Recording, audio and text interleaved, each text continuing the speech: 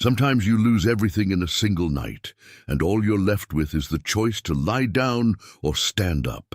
Abigail Tate chose to stand. After raiders burned her family's homestead and took everything she loved, she headed into the mountains with nothing but her father's old rifle and a heart full of grief. She learned to trap, to hunt, to survive alone. One cold evening, a black bear tried to take her fresh-killed rabbit.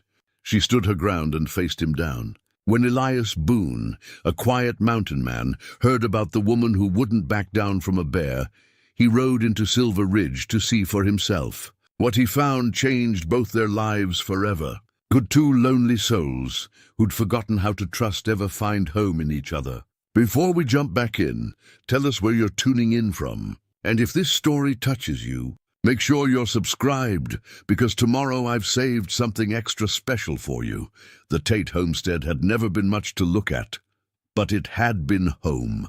Abigail remembered the way morning light would slant through the kitchen window, catching dust motes that danced like tiny stars. Her mother would hum while kneading bread, flour dusting her apron and her graying hair catching the sun just so. Her father would be outside already, tending the small herd of cattle they'd built up over 15 years of hard work and careful saving.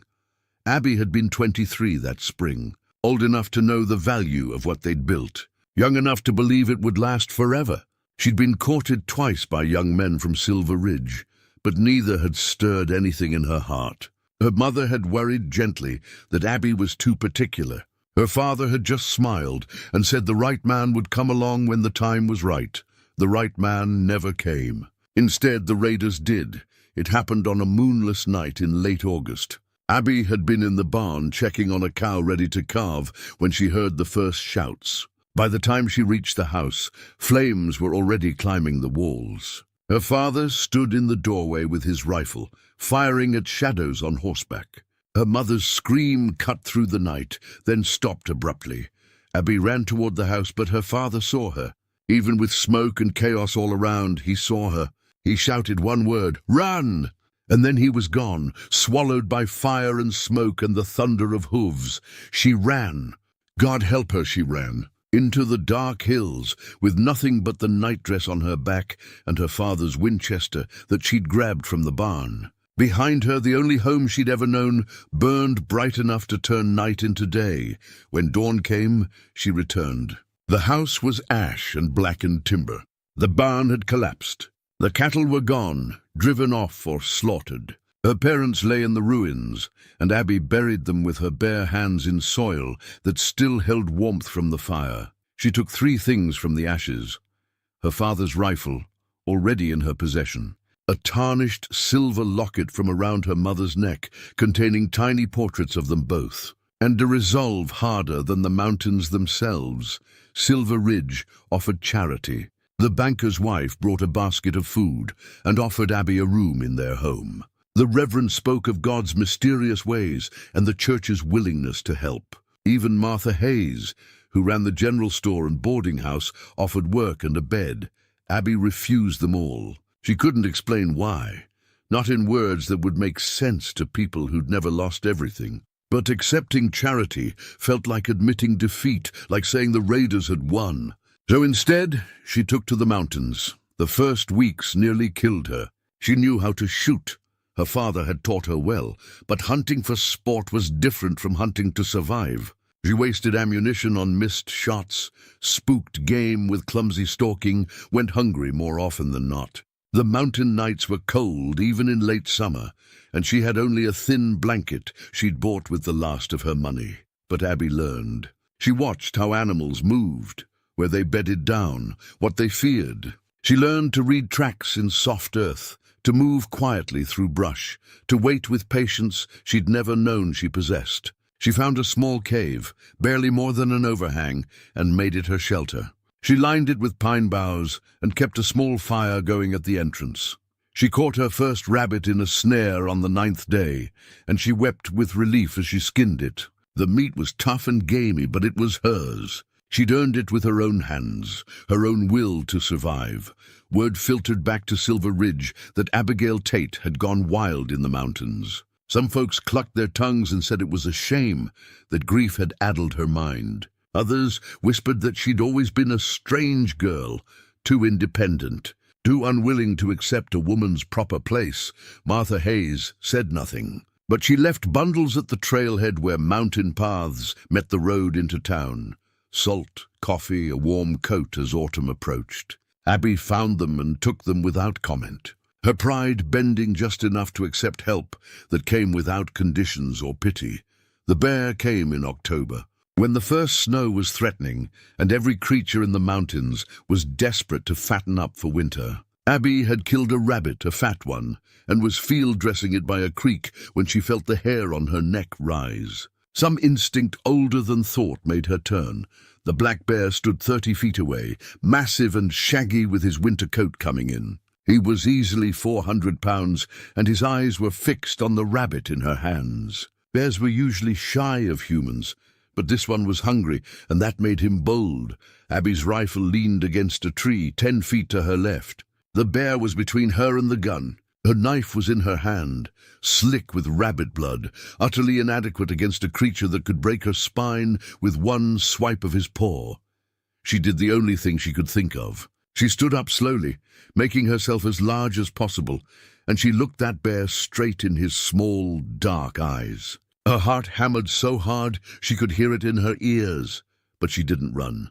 Running would trigger his chase instinct, and she'd be dead before she made 20 yards. "This is mine," she said, her voice steady despite the terror coursing through her. "You'll have to kill me for it, and I promise you won't walk away whole." The bear huffed, a sound like steam from a kettle.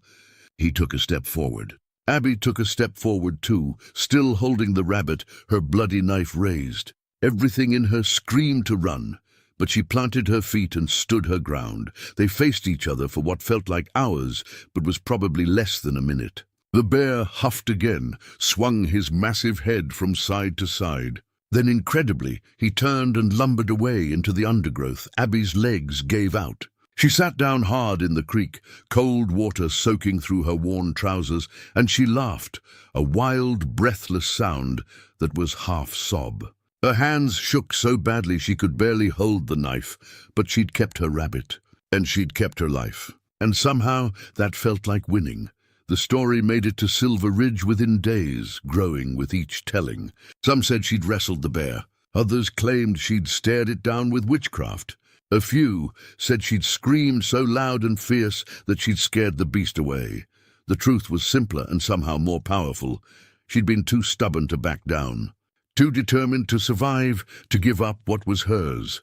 Elias Boone heard the story in Martha's general store, where he'd come down from his high country cabin to stock up before winter closed the passes. He'd been living alone in the mountains for 5 years, trapping and hunting, speaking to another human, maybe once every few months. He preferred it that way. People were complicated. The mountains were honest. But when he heard about the woman who'd faced down a bear over a meal, something stirred in his chest, a feeling he'd thought died with his wife and infant son 5 years back. Curiosity, maybe, or recognition. Here was someone who understood what he understood, that survival wasn't pretty or noble, it was simply refusing to quit. "Where can I find her?" he asked Martha. Martha looked at him with knowing eyes. "You planning to bother that poor girl?" "No, ma'am," Elias said quietly. "Just want to meet someone who lives the way I do." Martha studied him for a long moment, then nodded. "She comes into town every week or so for supplies. Proud as a cat and twice as wary. You want to meet her, you best be patient." So Elias waited. He took a room at Martha's boarding house, endured the curious stares of townspeople who rarely saw him down from the high country. And 3 days later, on a cool morning with frost on the ground, Abigail Tate walked into Silver Ridge. She was smaller than he'd expected, barely 5'4", but she moved like someone who'd forgotten how to be afraid. Her dark hair was pulled back in a simple braid. Her clothes were men's trousers and a wool shirt too large for her frame, and she carried her father's Winchester like it was part of her arm. Her face was sun-browned and dirt-streaked, but her eyes were clear and sharp. Elias watched from Martha's porch as the saloon keeper, a man named Porter, tried to offer Abby a plate of food. She refused with a curt shake of her head, her spine straight with pride, and Elias Boone, who hadn't felt drawn to another soul in 5 long years, felt something shift inside him. Here was someone who understood. Here was someone who'd looked loss in the face and chosen to keep walking. He stepped off the porch and started across the street toward her, his mind already forming the words that would change both their lives forever. Abby saw him coming before he reached her. Mountain men had a particular way of moving, economical, aware, like they carried the stillness of high places with them. This one was tall, maybe 6'2", with shoulders that spoke of years splitting wood and hauling game. His beard was neatly trimmed, his eyes a pale grey that seemed to see more than most folks. He stopped a respectful distance away, close enough to speak without shouting, far enough that she didn't feel crowded. That alone told her something about him. "Miss Tate," he said. His voice was quiet, rough from disuse, but steady. "Name's Elias Boone. I heard tell of what happened with that bear." Abby's jaw tightened. She was tired of being the town's cautionary tale or source of gossip. "If you came down here to gawk, you can save yourself the trouble." "No, ma'am."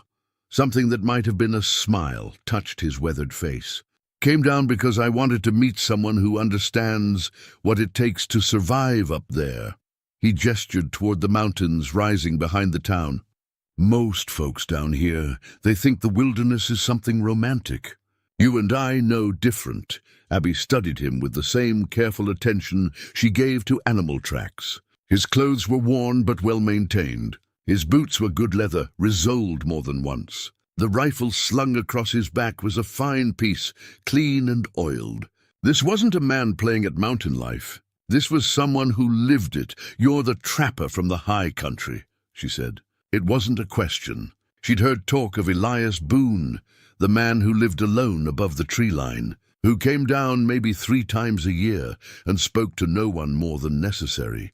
That's right. He reached into his coat and pulled out a simple wooden cup, hand-carved from a single piece of pine. He walked to the water trough, filled it from the pump and offered it to her. "You look thirsty." It was such a small gesture, but something about it caught Abby off guard.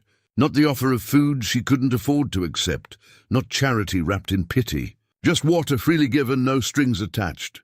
She took the cup and drank. The water was cold and clean, and she hadn't realized how parched she was. "Thank you," she said, handing it back. Elias nodded. "You faced a bear over a meal? Most men wouldn't face their own hunger." "You're my kind of woman." The words hung in the air between them. Abby felt something shift in her chest, a sensation she couldn't quite name. Respect, maybe, or recognition of a kindred spirit. "I didn't have much choice," she said quietly. "There's always a choice," Elias replied. "You could have run, could have given up, or could have accepted charity and lived safe in town." His grey eyes held hers. "But you didn't. You chose to stand." Behind them, Abby heard the saloon doors swing open. Clem Hodges stumbled out, already drunk despite the early hour. He was a mean drunk, known for causing trouble, and his eyes fixed on Abby with an unpleasant gleam. "Well, if it ain't the wild woman," Clem slurred, weaving toward them. "Come down from your cave to beg for scraps?" He laughed, a sound like breaking glass. "Or maybe you came looking for a real man to warm your bed." "I could." Elias moved. It wasn't dramatic or showy, just a simple step that placed him between Clem and Abby. He didn't say a word, didn't raise his voice or his hands. He just stood there, solid as the mountains themselves, and looked at Clem with eyes that had seen things die in the wilderness. Clem's words died in his throat. Whatever he saw in Elias's face made him take 2 steps back, hands raised. "Didn't mean nothing by it," he muttered. "Just having a bit of fun." "Fun's over," Elias said quietly. "Walk away." Clem walked away, but not before shooting a look of pure hatred over his shoulder. Abby filed that away in her mind. Clem Hodges was someone to watch. Elias turned back to her. "Apologies for that. I can handle men like Clem," Abby said, and she meant it. "She dealt with worse than a drunk bully."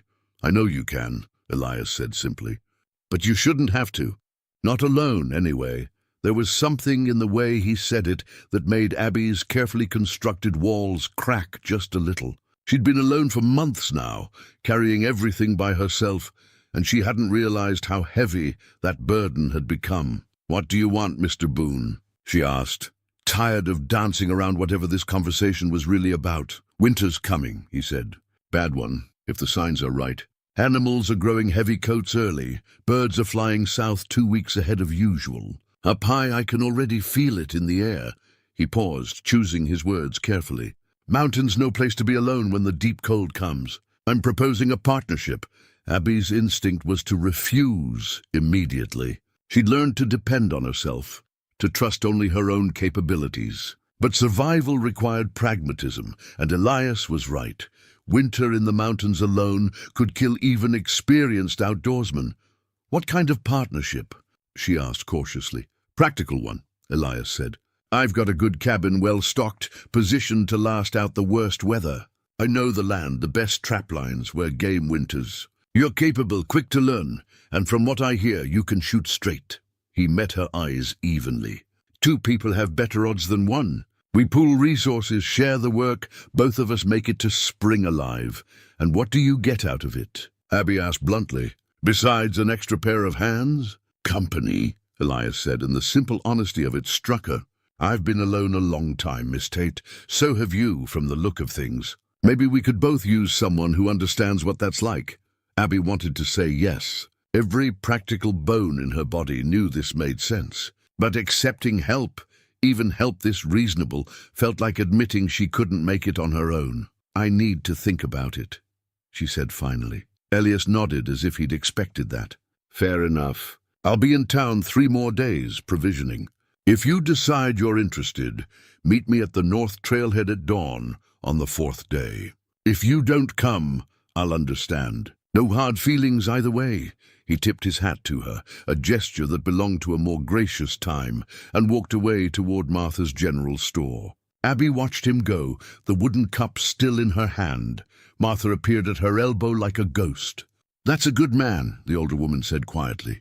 "Lost his wife and baby 5 years back to fever.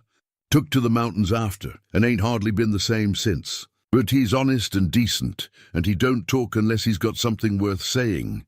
Abby looked at Martha. "You think I should go with him?" "I think you'll freeze to death alone up there when January comes," Martha said bluntly. "And I think you've got too much life left in you to waste it on pride." She patted Abby's arm. "But it's your choice, girl. Just make sure you're choosing for the right reasons." That night, Abby sat by her small fire in the cave and thought about Elias Boone's offer. She thought about her parents, about the homestead that was nothing but ash now. She thought about facing that bear, about all the nights she'd been cold and hungry and alone, and she thought about Elias's eyes, how they'd held understanding without pity, respect without condescension. He'd called her his kind of woman, and something about that phrase kept echoing in her mind. 3 days later, Abby stood at the North Trailhead at dawn.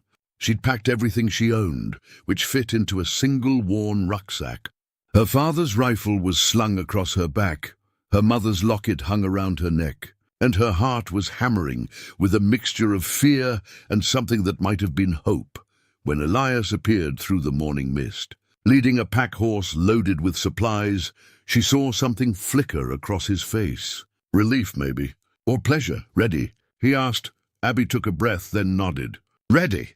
They started up the mountain together, 2 wounded souls choosing to face winter side by side rather than alone. Neither knew it yet, but that choice would change everything. The trail climbed steadily through pine forest that smelled of resin and earth. Elias moved with the confident pace of someone who'd walked this path 1,000 times. But he kept glancing back to check on Abby. She appreciated that he didn't slow down for her, she could keep up just fine, but also that he was mindful of her presence. They didn't talk much during the climb. The silence between them wasn't awkward, just careful. 2 people learning each other's rhythms, measuring the space between them. It was nearly noon when they crested a ridge, and Abby got her first look at Elias's cabin. It sat in a small clearing surrounded by towering pines, positioned with its back to a rock face that would block the worst of the north wind. The structure was solidly built from hand-hewn logs, the chinking tight and well-maintained. A stone chimney rose from one end, and a small covered porch faced south to catch what winter sun there was. Nearby stood a sturdy shed for tools and storage, and beyond that, a lean-to shelter for the horse. You built this yourself? Abby asked. Mostly, Elias said, swinging down from his horse. Had some help with the heavy lifting 5 years back, but I've maintained it since. He didn't elaborate on who had helped, but Abby remembered what Martha had said about his wife and child. 5 years ago, before he'd lost them. Inside, the cabin was sparse but functional. One large room with a stone fireplace, a sturdy table with 2 chairs, a bed built into one corner, and shelves stocked with supplies. Dried herbs hung from the rafters. Furs lined the walls for extra insulation. Everything had its place, organized with the efficiency of someone who lived alone. There's a loft, Elias said, gesturing to a ladder leading up to a sleeping platform above. I built it for storage, but I can clear it out, make it comfortable for you. You'll have privacy. The fact that he'd thought of that without being asked said something about his character. Abby nodded her thanks. First things first, Elias said, pulling a leather-bound journal from a shelf. I want to show you my system. The journal was filled with sketches and notes, animal tracks, trap placements, weather patterns, game movement. Years of careful observation condensed into pages of practical knowledge. Elias's handwriting was small and precise, his drawing surprisingly detailed. I keep records of everything, he explained. Where the elk herd winters, when the creeks freeze, where the beaver build their dams. Mountains have patterns, same as anything else. Learn the patterns, and you can predict where to find game, where to set traps, when to hunker down and wait out storms. Abby leaned over the journal, studying a detailed map of the surrounding area. You've marked trap lines here, she said, tracing a route with her finger. But there's another set of tracks overlapping. These aren't yours. Elias looked at where she was pointing, then at her with new respect. You've got sharp eyes. Those are wolf tracks. Pack moved through about 2 weeks ago. I adjusted my line to avoid conflict. Smart, Abby said. Better to share the mountain than fight over it. Exactly. Elias closed the journal. Most folks come up here thinking they can dominate the wilderness. That's a quick way to die. Better to learn its ways, work with it rather than against it. They spent the afternoon organizing supplies and preparing for winter. Elias showed Abby where he kept everything. Ammunition in the dry box, preserved food in the cold cellar he dug into the hillside, medical supplies in a tin near the bed. He taught her his system for maintaining gear, checking trap lines, reading weather signs. Abby proved herself quickly. When Elias showed her a trap that needed repair, she spotted a flaw in the trigger mechanism he'd missed. When they walked the nearest trapline, she identified tracks from a fox that had been stealing bait. You learn all this from your father? Elias asked as they worked. Some, Abby said, resetting a snare with practiced hands. He taught me to shoot, to track, to respect the land. The rest I picked up these last months. Necessity is a thorough teacher. As the sun started to sink toward the mountains, painting the sky in shades of orange and gold, they returned to the cabin. Elias built up the fire, while Abby unpacked her few belongings. The warmth spread through the room, pushing back the evening chill. I'll cook tonight, Elias said. Tomorrow we can trade off. I'm decent with game meat and beans, but I won't claim to be anything special. He was better than decent. The venison stew he prepared was seasoned with wild herbs and root vegetables from his stores, hearty and warming. They ate in comfortable silence, the kind that came from both being people who'd grown accustomed to solitude. After dinner, they sat by the fire. The wood crackled and popped, sending up occasional sparks. Outside, an owl called, its voice lonely in the darkness. Can I ask you something? Abby said quietly. Elias looked at her, his face half in shadow. Go ahead. Why did you really come looking for me? Partnership makes sense, but you've survived alone this long. You don't need me. Elias was quiet for a long moment, staring into the fire. When he spoke, his voice was low and careful. 5 years ago, I had a wife, Sarah. We had a baby boy, James. He was 3 months old. He paused, and Abby could see the pain etched in the lines of his face. Fever took them both inside a week. I buried them on a hillside overlooking a valley Sarah loved. Abby's throat tightened. She knew that kind of loss, the way it carved you hollow. After that, I couldn't stay in the settlements, Elias continued. Too many memories, too many people with pity in their eyes. So I came up here, built this place, told myself I was better off alone. He finally looked at her. But alone isn't the same as healed. It's just alone. When I heard about you, about what you'd lost, how you'd refused to give up, I recognized something. Someone else who'd chosen to keep walking even when walking hurt. Abby felt tears prick her eyes, but didn't let them fall. I dream about them sometimes, she admitted. My parents. I dream I'm running toward the house, but I never reach it in time. I always wake up right before... She stopped, unable to finish. I know, Elias said simply, and somehow those 2 words held more comfort than all the platitudes the townspeople had offered. He knew, he understood. He'd been there in that dark place where grief lived. Thank you, Abby said, for telling me. For understanding, Elias nodded. We've both got ghosts. Maybe up here, with honest work and good company, they'll rest a little easier. That night, Abby climbed to the loft Elias had prepared for her. He'd laid out thick furs and blankets, making it warm and comfortable. Through the small window, she could see stars scattered across the black sky like thrown diamonds. For the first time since the raid, Abby felt something other than raw survival instinct or burning grief. She felt tentatively like maybe she'd made the right choice, like maybe Elias Boone was someone she could trust. Downstairs, she could hear him banking the fire, his movements quiet and practiced. And as she drifted towards sleep, warm and fed and safer than she'd been in months, Abby realized something that both comforted and frightened her. She wasn't alone anymore. The next morning, she woke to the smell of coffee and wood smoke. Elias was already up, moving quietly around the cabin. When she climbed down the ladder, he handed her a tin cup of strong, hot coffee without a word. They ate a simple breakfast of fried cornmeal and dried apples, then headed out to check the trap lines. The morning air was crisp and cold, their breath making clouds. Frost glittered on every surface, and the forest was hushed, waiting. Elias showed Abby his routes, explaining his reasoning for each trap placement. She listened carefully, occasionally offering observations that made him pause and reconsider his approach. Twice they found traps sprung and empty. Something had stolen the bait. Fox, probably, Abby said, examining the tracks. Smart one, too. See how he approached from downwind. He knew the trap was there and worked around it. We'll need to adjust, Elias said, a note of respect in his voice. You're good at this. Had to be, Abby said simply. They worked together with an ease that surprised them both, falling into a rhythm as natural as breathing. When Abby's hands grew cold, Elias showed her how he kept a small fire-starting kit in his pocket, tinder and char cloth that could get a warming fire going in minutes. When they paused for a midday meal, they shared jerky and spoke little, comfortable in the mountain silence.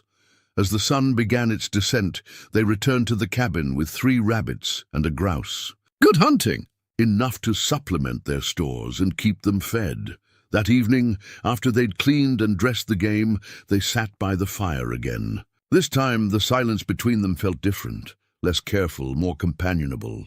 As if something had been established during the day's shared work, Elias pulled out his harmonica and played a slow, melancholic tune. Abby closed her eyes and listened, letting the music wash over her. It spoke of loneliness and longing, but also of endurance and quiet strength. When the song ended, Abby opened her eyes to find Elias watching her. You have a good ear for music? He asked. My mother sang, Abby said softly. Hymns mostly, folk songs. She had a beautiful voice. Sarah did too, Elias said. He looked down at the harmonica in his hands. This was hers, actually. She'd play in the evenings, and James would fall asleep to it. The sharing of that detail felt significant, like another small wall coming down between them. Outside, the wind picked up, sighing through the pines. Winter was coming, Abby could feel it in the air. But here, in this cabin with a fire warming the room and a man who understood loss sitting across from her, winter didn't seem quite so frightening. As she climbed to the loft that night, Abby touched her mother's locket and whispered a quiet prayer of thanks. Not for what she'd lost, that wound would never fully heal, But for what she'd found, a place to stand, a purpose to wake for, and maybe, just maybe, a person who saw her for who she truly was. 2 weeks passed, and autumn began its slow surrender to winter. The rhythm of mountain life became familiar. Wake before dawn, stoke the fire, coffee and simple breakfast, then out to check trap lines or hunt for fresh game. Midday brought a brief rest, perhaps a fire to warm cold hands, then more work until the light began to fail. Evenings were for preparing food, maintaining gear, and quiet hours by the fire. Abby found herself settling into this life more easily than she'd expected. There was something deeply satisfying about work that had clear purpose and immediate results. You set a trap properly, you caught game. You maintained your gear, it didn't fail when you needed it. The wilderness was harsh but honest. It never lied about what it demanded. She'd moved some of her gear to the shed, carving out a small space for her things. Elias had helped without being asked, building a shelf and hanging pegs for her coat and rifle. Small gestures that said she belonged here, that this was becoming her place too. They worked on winterizing both the cabin and the shed, checking every chink for gaps that would let in wind, reinforcing the roof against heavy snow, stacking firewood under cover until they had enough to last through the deepest cold. It was backbreaking work, but they fell into an easy partnership, anticipating each other's needs without much talk. One afternoon, while they were repairing a section of the cabin's north wall, their hands brushed as they both reached for the same tool. The touch was brief, accidental, but Abby felt it like a spark. She pulled back quickly, flustered by her own reaction. Elias didn't say anything, but she caught the way his jaw tightened, the slight pause before he picked up the tool and handed it to her. Something had shifted between them, subtle as smoke, but just as real. That evening, Abby caught Elias holding something small, wrapped in cloth. He was sitting by the fire, staring at it with an expression of such raw pain that she almost looked away. But something made her speak. "What is it?" she asked softly. Elias looked up, startled, as if he'd forgotten she was there. For a moment she thought he wouldn't answer. Then slowly, he unwrapped the cloth. Inside was a beaded bracelet, delicate and beautiful, the tiny beads forming a pattern of blue and white that might have been a stylized sky or water. The leather cord it was strung on had darkened with age. "Sarah made it," Elias said quietly. "She was good with her hands, could make beautiful things from almost nothing. She made this for me the month before James was born. Said it was to remind me that even when work took me away, I'd always have a piece of home with me." Abby's heart ached for him. "You've kept it all this time." "Couldn't bring myself to part with it," Elias admitted. "Some days it's a comfort. Other days it's like carrying a stone around my neck. But it's all I have left of her handiwork. Everything else burned when I torched our old cabin. Couldn't stand to see it empty." "I understand," Abby said, and she did. She touched her mother's locket at her throat. "Some things you hold on to because letting go feels like losing them all over again." Elias met her eyes across the fire. In that moment, they saw each other completely.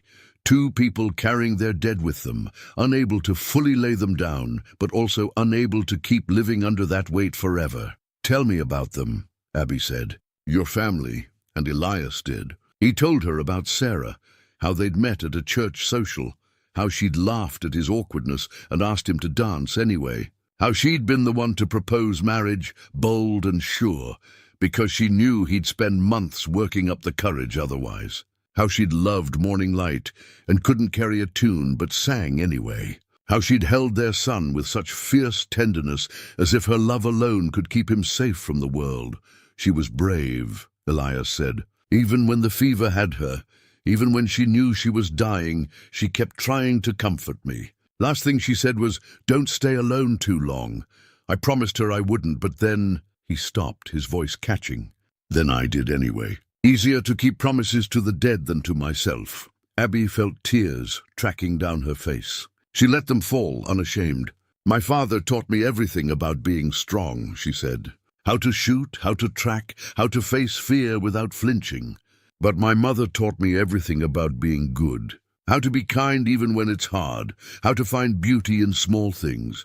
How to love without holding back." Her voice broke.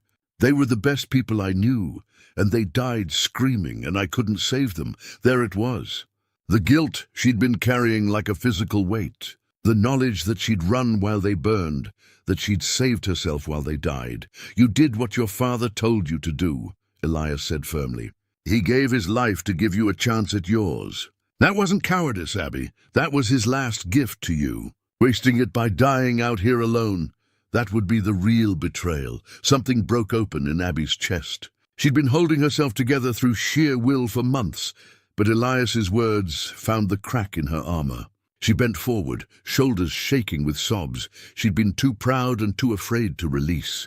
Elias moved without thinking, crossing the small space between them and pulling her into his arms. He didn't offer empty comfort or tell her everything would be fine. He just held her while she grieved, one hand gentle on her back, letting her cry herself empty. When the storm finally passed, Abby pulled back, embarrassed. "I'm sorry, I don't apologize," Elias said quietly. "Grief is like a wild animal. You can cage it for a while, but eventually it breaks free. Better to let it out than let it eat you from the inside." Abby wiped her face with her sleeve, feeling raw and exhausted, but also somehow lighter. "Thank you. Nothing to thank me for." They sat in silence for a while, the fire crackling between them. Outside, an early snow had begun to fall, the first real snow of the season. Through the window, Abby could see fat flakes drifting down like pieces of torn cloud. "Storm's coming," Elias observed. "We'll be snowed in for a few days, most likely." Being trapped in close quarters with Elias shouldn't have made Abby's heart beat faster, but it did. She was acutely aware of him now, the quiet strength in his presence, the way his grey eyes seemed to see straight through her defenses, the unexpected gentleness in his rough hands. "I'll manage," she said, trying for lightness. Elias smiled, a rare expression that transformed his weathered face. "I suspect you will." The snow fell steadily through the night and into the next day. By morning, drift stood 2 feet high against the cabin walls, and the world beyond the windows was white and hushed. They were effectively isolated. No leaving, no checking trap lines, nothing to do but wait it out. Abby expected the forced proximity to be awkward, but it wasn't. They moved around each other easily in the small space, cooking together, mending gear, talking when the mood struck and falling silent when it didn't. Elias taught her to play simple tunes on Sarah's harmonica. Abby showed him a method of preserving meat her father had learned from a Shoshone trader. On the second day, while they were making repairs to leather straps that had grown brittle, Abby looked up to find Elias watching her with an expression she couldn't quite read. When their eyes met, neither looked away immediately. "What?" she asked, trying to keep her voice steady.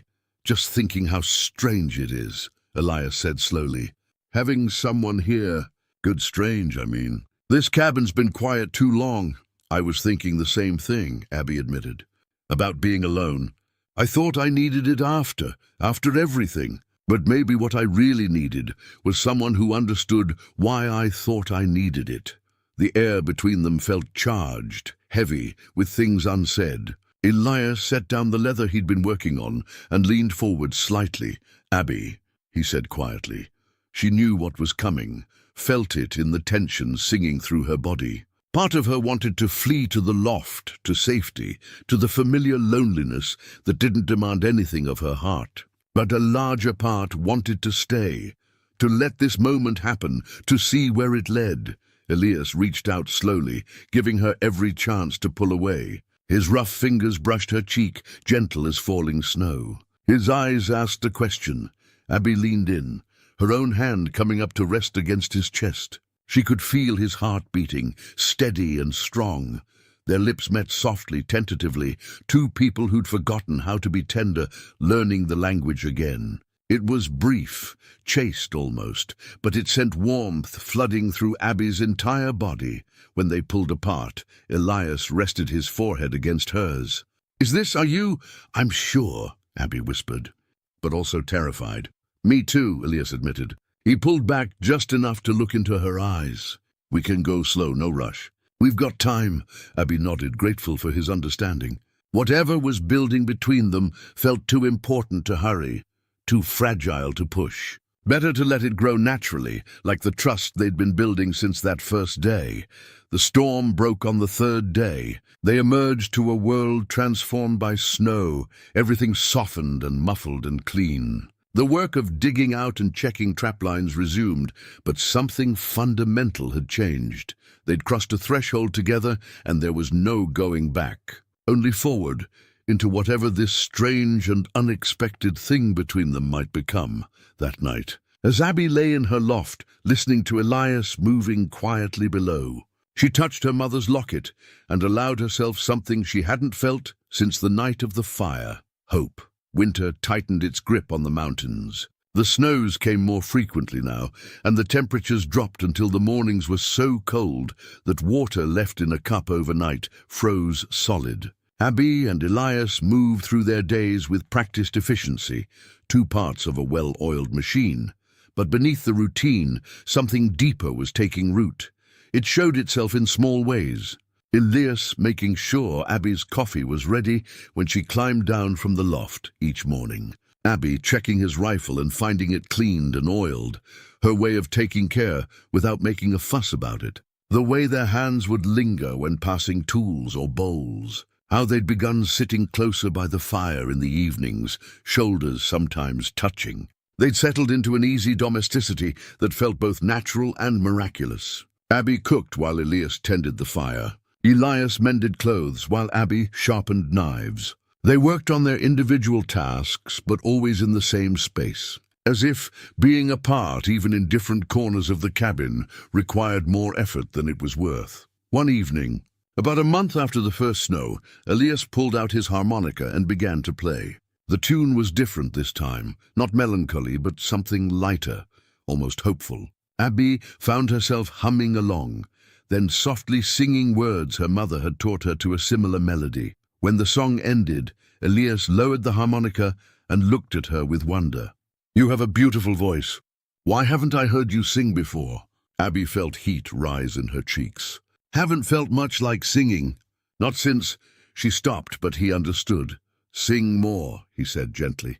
"Please." So she did. She sang the old songs her mother had loved. Hymns and folk ballads, songs about love and loss and endurance. Elias accompanied her on the harmonica when he knew the tunes, and when he didn't, he simply listened. It felt like reclaiming something she'd thought lost forever. Music and memory woven together, not painful anymore, but bittersweet and precious. Later, as they sat in comfortable silence, Elias said quietly, "You know what Sarah told me once? She said that healing doesn't mean forgetting. It means learning to carry what you've lost without letting it break you." He looked at Abby. "I think we're learning that, together." Abby nodded, unable to speak past the lump in her throat. She reached across the space between them and took his hand. His fingers closed around hers, warm and sure. They sat like that until the fire burned low, just holding hands, neither needing words to express what they were feeling. But the peace couldn't last forever. It was early December when they first noticed signs of trouble. Traps had been disturbed, not by animals but by human hands. Bait was missing, and in one case, an entire trap had vanished. Could be someone lost, taking what they need to survive, Abby suggested as they examined the empty trap site. But Elias shook his head, jaw tight with anger. "Look at the tracks. These boots are good quality, not worn down." And they circled the area first, checking for witnesses. "This is theft, plain and simple." They found more evidence over the following days. A cache of dried meat they'd hidden was ransacked. Tracks led toward their cabin, then veered off as if the intruder had thought better of approaching directly. "We need to be careful," Elias said one night. "Whoever this is, they know we're here, and they're not shy about taking what's ours." Abby thought of Clem Hodges and his hateful glare. Could it be someone from Silver Ridge? Maybe. Elias loaded his rifle with methodical care. But that's a long way to come just to cause trouble. Has to be someone wintering nearby, or someone desperate enough that distance doesn't matter. They started taking turns on watch at night. It disrupted their routine and put both of them on edge. The easy peace of the cabin was replaced by tension and vigilance. 3 nights later, Abby woke to the sound of something moving outside. She grabbed her rifle and descended the ladder silently. Elias was already awake, crouched by the window with his own weapon. "Someone's at the shed," he whispered. They watched through the darkness as a figure moved clumsily through the snow, clearly drunk. When he stumbled into a patch of moonlight, Abby's blood ran cold. Clem Hodges. He was rummaging through their supplies, stuffing items into a sack with the careless entitlement of someone who thought he wouldn't get caught. "I'm going out there," Abby hissed. But Elias caught her arm. "Wait, let him take what he wants. We'll track him come morning, find where he's holed up.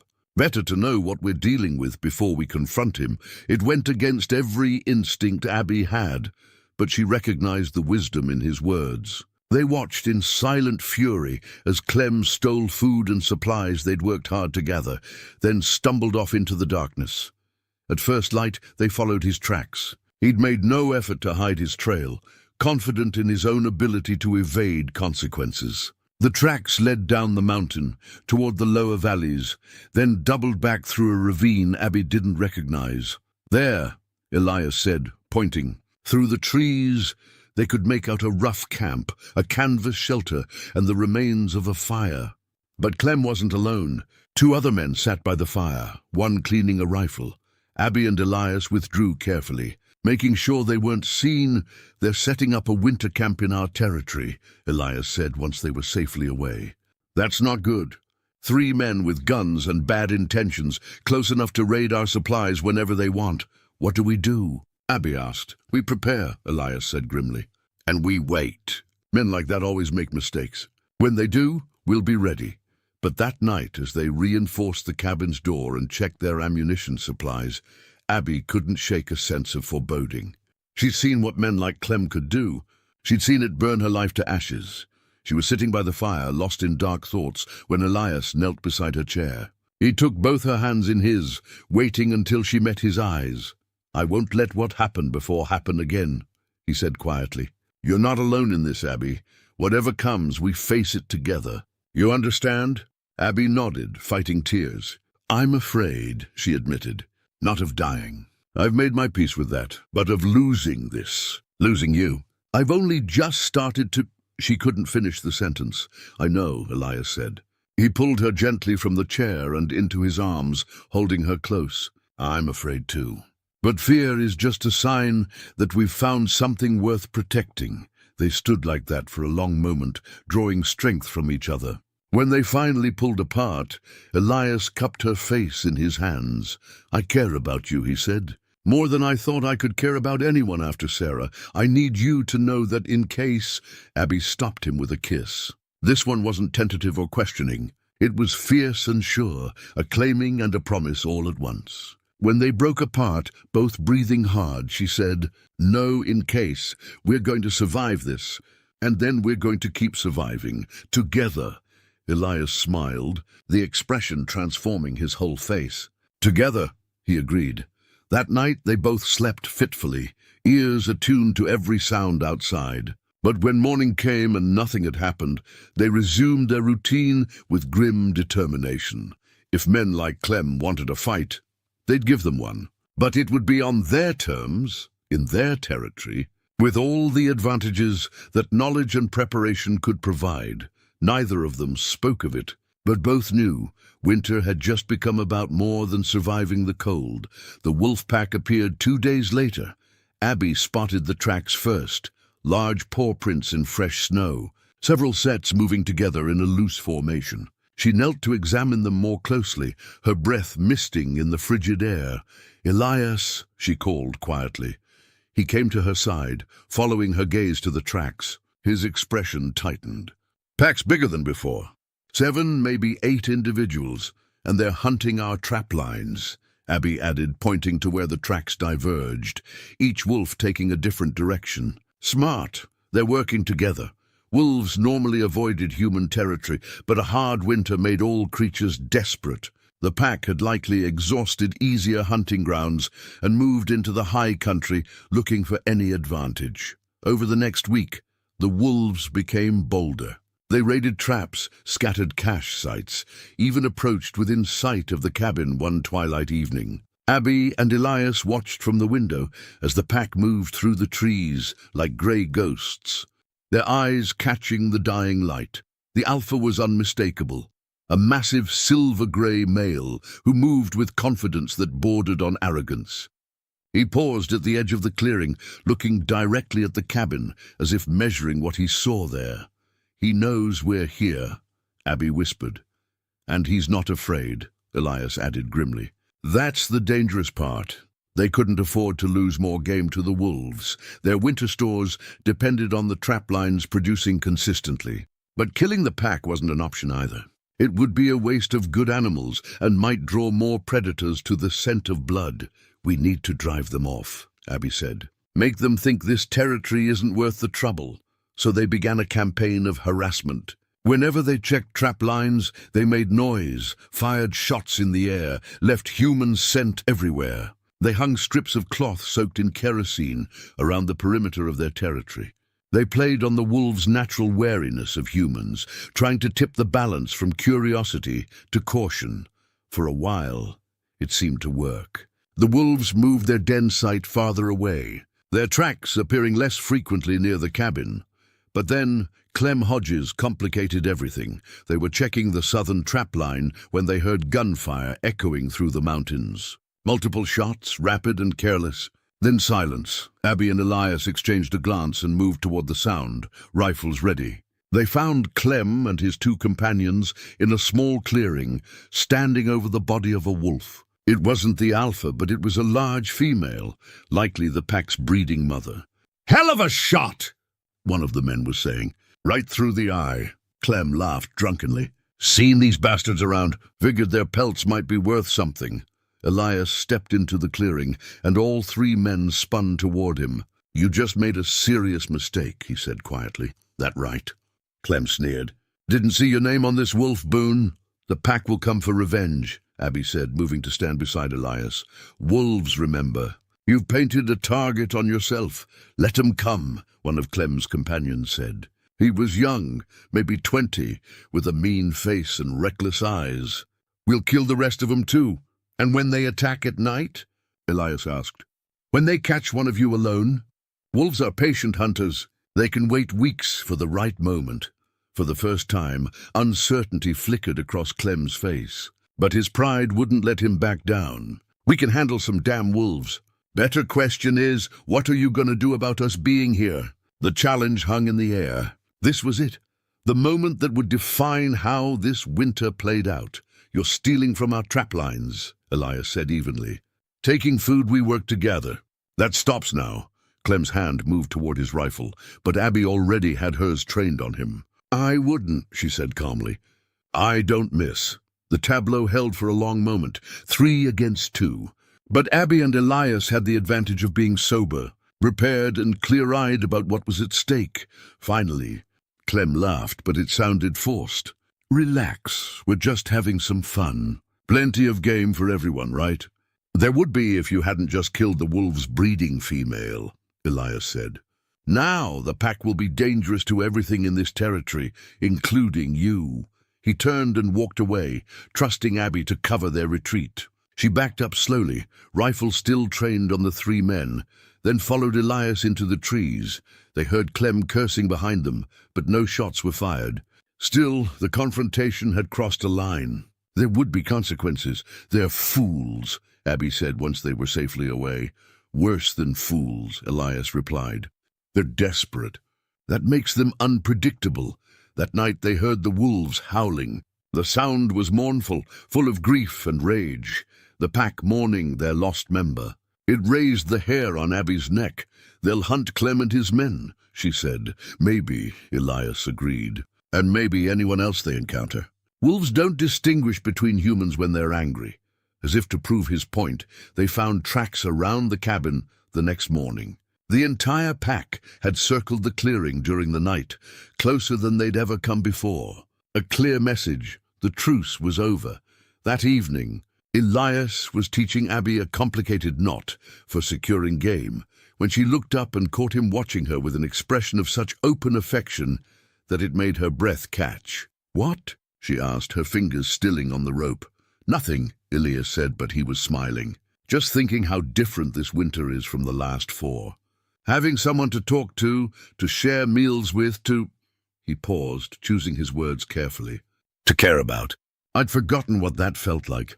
Abby set down the rope and moved closer to him. They were sitting on the floor by the fire, and the firelight painted warm shadows across his weathered face. "I haven't forgotten," she said quietly.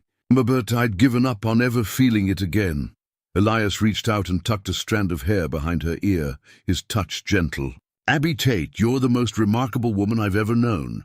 Brave and strong and kind, even after everything that's tried to break you." "I'm not that remarkable," Abby protested, but Elias shook his head. "You faced down a bear for your supper. You survived alone in these mountains when most men would have died. And you opened your heart to trust again when every reason said you shouldn't." His grey eyes held hers. "That's not just remarkable. That's extraordinary." Abby felt tears prick her eyes. No one had ever seen her quite so clearly before. "You make me want to be brave," she admitted. "You make me want to keep choosing to stand up, even when it would be easier to just—" She didn't finish, but Elias understood. He pulled her close, wrapping his arms around her. She rested her head against his chest, listening to the steady beat of his heart. "We're going to be all right," he murmured into her hair. "Whatever comes, wolves, weather, thieves, we're going to face it and we're going to survive. Promise?" Abby whispered. "Promise." They sat like that for a long time, holding each other in the firelight, while outside the wolves howled their grief to an indifferent moon. Neither of them saw the figure watching from the tree line, but if they had, they would have recognized the tarnished badge on his coat, Sheriff Tom Brennan, who'd come looking for the men he'd sent to cause trouble, and who now knew exactly where to find 2 people who'd become inconvenient to his plans. Morning came cold and clear. Abby woke to find Elias already up, standing at the window with his rifle in hand. The tension in his shoulders told her something was wrong before he spoke. "Tracks," he said quietly. "Someone was watching the cabin last night. Fresh prints in the snow. Stayed for an hour at least, then headed back down the mountain." Abby dressed quickly and joined him. Through the window, she could see the disturbed snow where someone had stood among the trees. The tracks were distinct. Not Clem's familiar shambling gait, but something more purposeful. Could it be one of Clem's companions? She asked. "Maybe," Elias said, but his voice was uncertain. "But look at the boots. These are good quality, well-maintained. Not the worn-down footwear Clem's crew was sporting." A chill that had nothing to do with the temperature ran down Abby's spine. Someone knew then. They tracked the prints as far as they dared, following them down through the pines until they reached a rocky outcrop where the trail disappeared. Whoever had been watching knew how to cover their tracks when they wanted to. Back at the cabin, they reinforced their defenses. Elias rigged a series of bells and tripwires around the perimeter. Nothing that would stop a determined intruder, but enough to give warning. Abby checked their ammunition supplies and made sure their rifles were loaded and ready. The unease sat heavy between them all day. They went through their usual routine, checking traps, gathering firewood, preparing meals, but both kept one eye on the trees, waiting for something to happen. It was mid-afternoon when they heard riders approaching. Not trying to be quiet, just coming straight up the trail with the confidence of people who expected no resistance. Abby and Elias positioned themselves on the porch, rifles held ready, but not raised. 3 horses emerged from the tree line, and Abby's heart sank when she saw who led them. Sheriff Tom Brennan sat astride a fine bay gelding, his tarnished badge catching the weak winter sun. With him were 2 deputies she didn't recognize, hard men with harder eyes. They reined in at the edge of the clearing, and Brennan's gaze swept over the cabin with the assessing look of someone cataloging weaknesses. "Mr. Boone," Brennan said, his voice carrying false friendliness. "Miss Tate, didn't expect to find you 2 keeping company up here." "Sheriff," Elias acknowledged, his tone neutral. "Long way to come in winter. Must be important.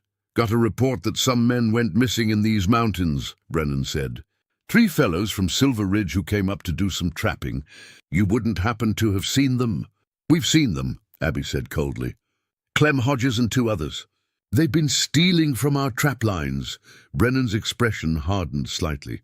That's a serious accusation, Miss Tate. You have proof? Tracks, stolen goods, and our own eyes, Elias said.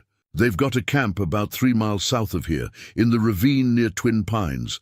If they're missing, that's where you should start looking. The sheriff exchanged glances with his deputies. Something in that look made Abby's instincts scream danger. These men hadn't come looking for Clem. They'd come for something else entirely. Appreciate the information, Brennan said.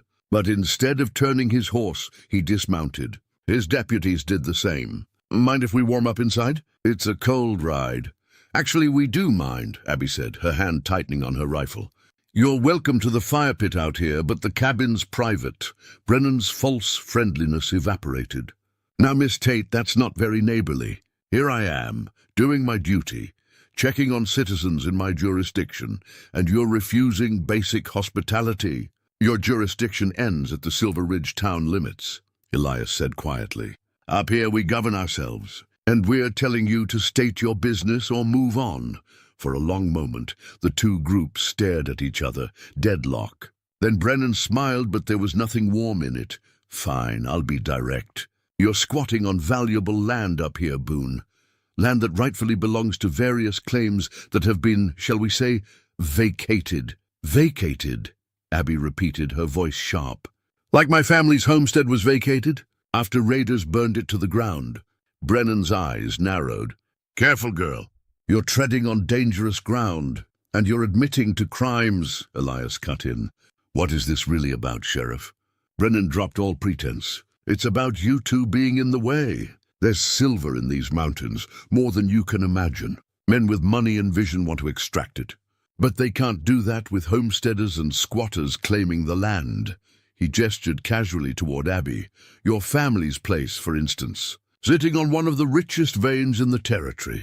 Shame about that fire. The admission hit Abby like a physical blow. She'd suspected, but hearing it confirmed, that her parents had been murdered for what lay beneath their land, made rage bloom hot and fierce in her chest. You orchestrated it, she said, her voice shaking. The raids, the killings, all of it. You're not a lawman, you're a murderer. I'm a businessman, Brennan corrected. And right now, business requires you 2 to pack up and leave this mountain. Today. And if we refuse? Elias asked, though they all knew the answer. Brennan's hand moved to his gun. Then this becomes a tragic situation. 2 isolated homesteaders, caught in a harsh winter, found frozen come spring. Happens all the time up here. You'd murder us in cold blood? Abby asked. I'd resolve a problem, Brennan said. Just like I resolved the problem of your parents. Just like I'll resolve anyone else who gets in the way of progress. One of the deputies started to move forward, but Elias raised his rifle in one smooth motion. I wouldn't. We've got you covered, and at this range, I don't miss. Abby had her rifle up too, trained on Brennan. Her hands were steady, despite the fury coursing through her veins. Brennan laughed, but it sounded forced. You going to shoot a lawman? That's a hanging offense. So is murder, Elias said. And you just confessed to orchestrating raids that killed innocent families. I'd say we'd be well within our rights to defend ourselves. The standoff held, tension thick enough to choke on. Then Brennan held up his hands in mock surrender. All right, no need for anyone to do something stupid. He backed toward his horse. But you listen to me, both of you. This mountain ain't big enough for you to hide in. Come spring, when the snows melt, there'll be a reckoning, and next time I come, I won't bother with conversation. He mounted up, his deputies following suit. But before he rode off, he looked directly at Abby. Found your father's watch, by the way. Clem's been wearing it. Thought you'd want to know. It was deliberate cruelty, designed to hurt, and it worked. Abby felt tears burn her eyes, even as her finger tightened on the trigger. Elias's hand came down gently on her shoulder. Not now, he murmured. Not like this. Brennan wheeled his horse and rode off, his deputies following. They disappeared into the trees, but the threat they'd left behind hung heavy in the air. When they were gone, Abby's legs gave out. She sat down hard on the porch steps, her rifle clattering beside her. "My father's watch," she whispered. "Clem took it. He was there. He helped murder my parents." Elias sat beside her, pulling her into his arms. "We'll get it back," he promised, "and we'll make them answer for what they've done, all of them." But as they sat there in the cold afternoon light, both knew the same truth. They'd just become targets in a war they hadn't chosen, and winter had just become the least of their worries. They couldn't stay at the cabin. That much became clear within hours of Brennan's visit. If the corrupt sheriff knew where they were, he could return with more men, better prepared. The cabin was defensible, but not against a determined assault by armed deputies who didn't care about the law. But where could they go? "Silver Ridge," Elias said as they packed essential supplies by lamplight. "We need to take this public. Brennan's power depends on people not knowing what he's really doing. If we expose him in front of the whole town, they'll think we're crazy," Abby interrupted. "He's the law. We're just two people living in the mountains. Who's going to believe us?" "Someone will," Elias insisted. "Martha Hayes, for one. She's sharp, and she doesn't miss much. If there's evidence to be found, she'll know where to look." It was a desperate plan, but it was all they had. They loaded their horses with supplies, took one last look at the cabin that had become their refuge, and set out through the darkness. The ride down the mountain was treacherous. Snow had started falling again, heavy and thick, obscuring the trail. But both Abby and Elias knew these mountains well enough now to navigate by feel and instinct. They pushed through the night, knowing that speed was more important than caution. They reached Silver Ridge just after dawn, two exhausted riders on tired horses. The town was just waking, smoke rising from chimneys, a few early risers moving through the streets. They headed straight for Martha's boarding house. Martha took one look at them and ushered them inside without questions. She sat them down, poured hot coffee, and then said simply, "Tell me." So they did. Everything, the raids on the trap lines, the confrontation with Clem, Brennan's visit and his barely veiled threats, his admission about orchestrating the attacks on homesteads. When they finished, Martha was quiet for a long moment. Then she stood and walked to a cabinet in the corner. She pulled out a locked box, opened it with a key she wore around her neck, and removed a leather-bound ledger. "I've been keeping records," she said, setting the ledger on the table. "For 2 years now. Every suspicious land transaction, every homestead that got raided, every claim that mysteriously changed hands." She opened the book, revealing pages of meticulous notes. "I knew Brennan was dirty, just couldn't prove it alone." Abby stared at the ledger. Page after page of evidence, dates, names, amounts of money exchanged. "This is enough to hang him," Martha finished, "if we can get it to the territorial marshal. Problem is, Brennan controls all the communication lines out of Silver Ridge. Any telegram we send, he'll know about it." "Then we don't send a telegram," Elias said. "We ride to the territorial capital ourselves." "That's 2 weeks' travel in good weather," Martha pointed out. "In winter, through mountain passes, could take a month if you make it at all." "Do we have a choice?" Abby asked.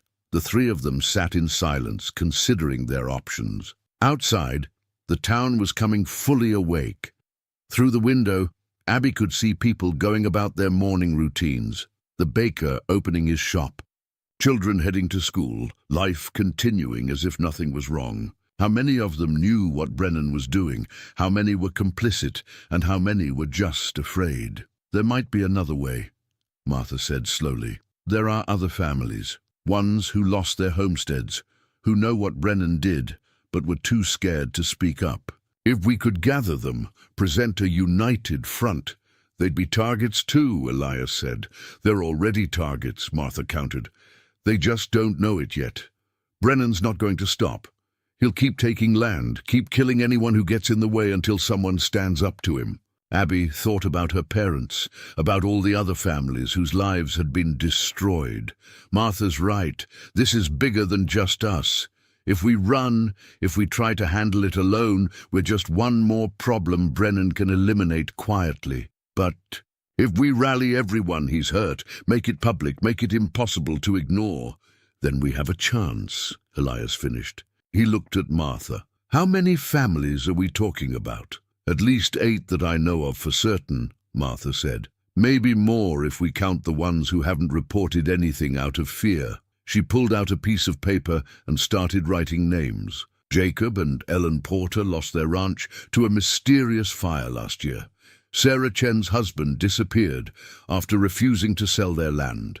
They ruled it an accident, but his body was never found. Daniel Frost had his teaching contract revoked, and his homestead seized for unpaid taxes he never actually owed. The list went on. Each name represented a tragedy, a life destroyed by Brennan's greed.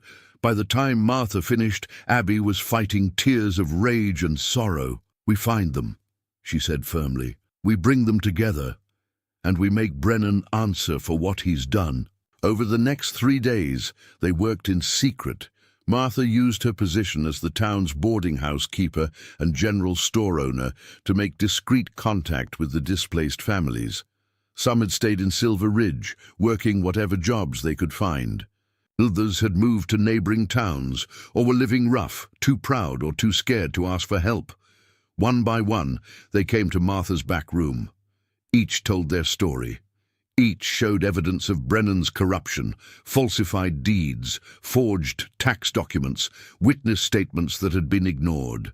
Jacob Porter, an old man with work-worn hands, broke down when describing how his wife Ellen had watched their ranch burn. "She ain't been right since," he said, voice shaking. "Wakes up screaming some nights, thinking she's back there." Sarah Chen, a young widow with 2 small children, showed them a letter her husband had written days before he disappeared. In it, he documented threats from Brennan's men, promises that if he didn't sell, he'd meet with an unfortunate accident. Daniel Frost, the former schoolteacher, had kept meticulous records of his financial situation, proving beyond doubt that the unpaid taxes used to seize his land were fabricated. Story after story, evidence after evidence. By the 3rd day, they had testimony from 8 families and documentation that painted an undeniable picture of systematic corruption and murder. But they also had a problem. "Brennan knows something's happening," Martha said on the evening of the 3rd day. "He's been asking questions, having his deputies watch the boarding house. We're running out of time." "Then we move tomorrow," Elias said. "Publicly. In front of the whole town. We present everything we've gathered and demand justice." "He'll try to stop us," Abby said. "Let him try," Daniel Frost said quietly. The schoolteacher had a core of steel beneath his mild manner. "I'm done being afraid." "We all are," the others nodded agreement. These were people who'd lost everything. They had nothing left to lose and everything to gain. That night, Abby lay awake in the small room Martha had given her. Through the thin walls, she could hear Elias in the next room, also restless. She thought about knocking on his door, seeking comfort in his presence, but something held her back. Tomorrow would be dangerous. Tomorrow might end with some or all of them dead. The thought of losing Elias, of losing this connection they'd built, was almost more than she could bear. But then she thought of her parents, of their faces in the locket she still wore. She thought of all the families Brennan had destroyed, and she knew that some fights were worth the risk. She must have dozed eventually, because she woke to Elias gently shaking her shoulder. Morning light filtered through the window, weak and grey. "It's time," he said quietly. Abby sat up, her hand instinctively reaching for the rifle she'd kept beside the bed. "I'm ready." Elias knelt beside her bed, his grey eyes serious. "Before we do this, I need to tell you something." "Elias, let me say it," he interrupted gently. He took her hand, his thumb brushing over her knuckles. "These last months with you have been the best of my life since I lost Sarah. You've given me something I thought was gone forever: hope, purpose, the feeling that maybe tomorrow's worth seeing." He paused, struggling with emotion. "If something happens today, I need you to know. You changed my life, Abby Tate. You made me remember what it's like to be truly alive." Abby felt tears spill down her cheeks. She pulled him close, pressing her forehead to his. "Nothing's going to happen," she whispered fiercely. "We're going to survive this, both of us, and then we're going to build a life together. Do you hear me?" I hear you, Elias said, and he kissed her, soft and sweet and full of promise. When they pulled apart, both were smiling despite the danger ahead. Together, Abby said. Together, Elias agreed. They joined the others downstairs. 8 families plus Martha plus themselves. 23 people total, all carrying evidence and testimony, all ready to face down a corrupt lawman and the system that protected him. As they walked through the streets of Silver Ridge toward the assay office where Brennan kept his false records, the town watched. Some people looked away, unwilling to get involved. Others watched with expressions of growing understanding, as if pieces were finally clicking into place. By the time they reached their destination, a crowd had formed. Curious onlookers, people drawn by the sense that something significant was happening, and then Sheriff Brennan appeared, flanked by his 6 deputies. He stood on the steps of the assay office, hand resting on his gun, face set in cold fury. "Well," he said, voice carrying across the gathered crowd, "looks like we got ourselves a situation." Abby stepped forward, Martha's ledger in her hands. Her voice rang clear and strong as she said, "Sheriff Tom Brennan, you stand accused of murder, conspiracy, theft, and corruption. We have evidence. We have witnesses. And we demand justice." The confrontation was on. The crowd pressed closer, sensing drama. Brennan's smile was predatory as he looked at the gathered families. "That's quite an accusation, Miss Tate," he said. "You got any proof to back up words that serious?" Abby held up the ledger. Detailed records of every illegal transaction. Names, dates, amounts. Witness testimony from 8 families whose lives you destroyed. And your own confession, which Elias and I both heard, about orchestrating the raids. Murmurs rippled through the crowd. Brennan's expression hardened, but he kept his voice level. "Careful now. That sounds like conspiracy talk. The ravings of a troubled woman who lost her family and can't accept it was just bad luck." Bad luck. Jacob Porter stepped forward, his weathered face set in lines of fury. "Bad luck that my ranch burned the week after I refused to sell? Bad luck that the same men who threatened me were seen riding away from the flames? Bad luck that my husband disappeared after documenting your threats?" Sarah Chen added, her voice shaking but determined, "That his body was never found, but you immediately seized our land." One by one, the other families spoke up, their voices growing stronger as they found courage in each other. The crowd's murmurs grew louder. Doubt was spreading. Brennan held up his hands. "Now, folks, you know me. I've kept this town safe for 6 years. These people are upset, and I understand that. But they're confused. Grief does strange things to the mind. Show them the ledger," Elias said quietly to Martha. Martha stepped forward and opened the book, reading aloud. "October 15th, 1873, Tate Homestead. Payment received, $3,000 from Consolidated Mining. Raid executed November 2nd. Land claim filed November 4th, under name Thomas Brennan." She looked up. "That's you, Sheriff. And it's one entry of dozens." The crowd was silent now, hanging on every word. Faces showed shock, anger, disgust. Brennan's hand moved toward his gun. "That's a forgery. Everyone knows Martha's been touched in the head. The bank records match," Martha interrupted calmly. "I checked. "Every deposit, every transaction. It's all documented in the Silver Ridge National Bank, which you don't control. Anyone can verify it." Brennan's mask slipped. For a moment, pure rage showed on his face. Then he schooled his features back to control. "This is nonsense. I'm a lawman. You're criminals and malcontents. Deputies." He turned to his 6 armed men. "Arrest them. All of them." The deputies moved forward, hands on their weapons. But the crowd didn't part to let them through. Instead, people stood firm, blocking their path. "No," someone said. It was Tom Reed, the banker. "No, I want to hear more. I want to see that ledger." "Me too," added Sarah Mitchell, who ran the restaurant. "My cousin lost her homestead 2 years back. Same story, refused to sell, then tragedy struck." More voices joined in. The crowd was turning, and Brennan could see it. His hand dropped to his revolver. "This is your last chance," he said, his voice low and dangerous. "Stand aside, or I'll consider you all in rebellion against lawful authority."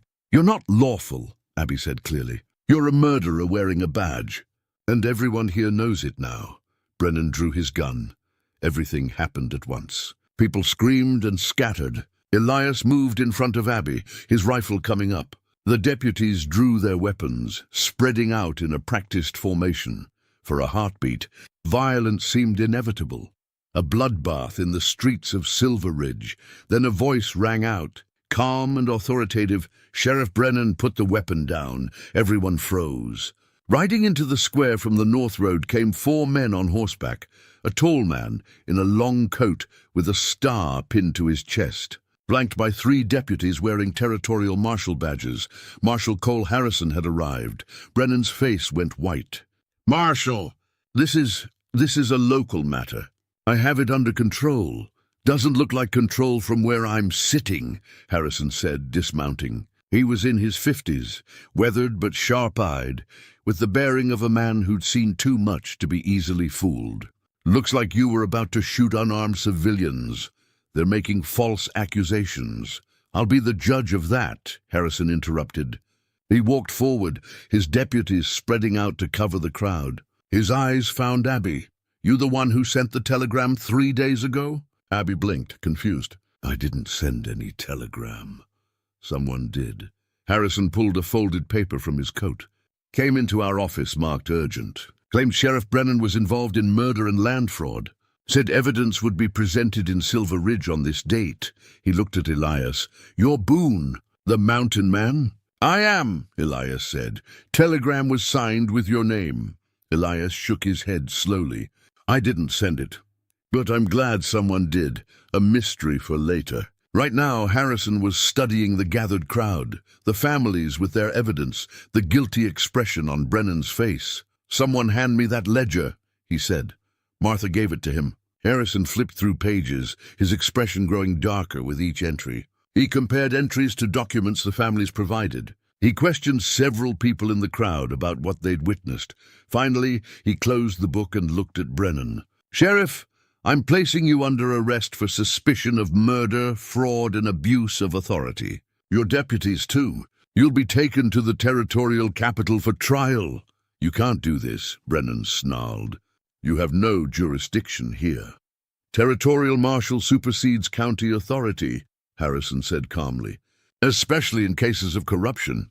"Boys!" he gestured to his deputies. "Disarm them." For a moment, Brennan looked like he might fight. His hand tightened on his gun, his eyes wild. Then slowly he saw the futility of it. Harrison's deputies had rifles trained on him. The crowd was hostile. His own deputies were looking uncertain, realizing they'd backed the wrong man. One by one, they surrendered their weapons. As Harrison's men clapped irons on Brennan and his corrupt deputies, the tension in the air broke. People began talking, exclaiming, some crying with relief. The families who'd lost everything embraced each other, tears flowing freely. Abby felt her knees go weak. Elias caught her, holding her steady. "It's over," he murmured. "It's really over." "Not quite," Harrison said, approaching them. "I'll need detailed statements from everyone. And someone needs to explain how a telegram got sent without anyone here knowing about it." But before they could respond, there was a commotion at the edge of the crowd. Someone was pushing through, shouting. Abby turned and saw Clem Hodges, wild-eyed and bloody, stumbling into the square. "Wolves!" he gasped. "The wolves! They killed my men, both of them, tore them apart. I barely—" He collapsed and people rushed to help him. Elias and Abby exchanged glances. The pack had taken its revenge, just as they'd warned. Nature had delivered its own justice. As the crowd dealt with Clem, Abby felt something hard pressing against her leg. She reached into her coat pocket and pulled out a pocket watch, her father's watch. She had no memory of putting it there, but there it was, ticking steadily. She opened it and found a note tucked inside, written in careful script. "Sometimes the dead can help the living, if the living are brave enough to stand." The telegram was sent. "Justice will come. Tell no one. Signed, a friend." Abby showed the note to Elias, who read it with wonder. They looked at each other, then around the square. But whoever their mysterious benefactor was, they'd vanished into the crowd or never been there at all. "A ghost," Abby whispered. "Or an angel," Elias said. "Does it matter?" She supposed it didn't. What mattered was that justice had come. Her parents' killers would face trial. The families Brennan had destroyed would get their land back. And she and Elias had survived to see it. Marshal Harrison spent the next hour taking statements and gathering evidence. The ledger, combined with the witness testimony and bank records, painted an undeniable picture of systematic corruption.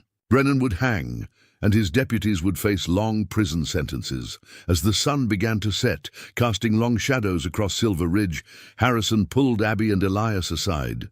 "You two did something brave today. Dangerous, but brave. This territory needs people like you." "We just wanted justice," Abby said simply. "Well, you got it." Harrison tipped his hat to them.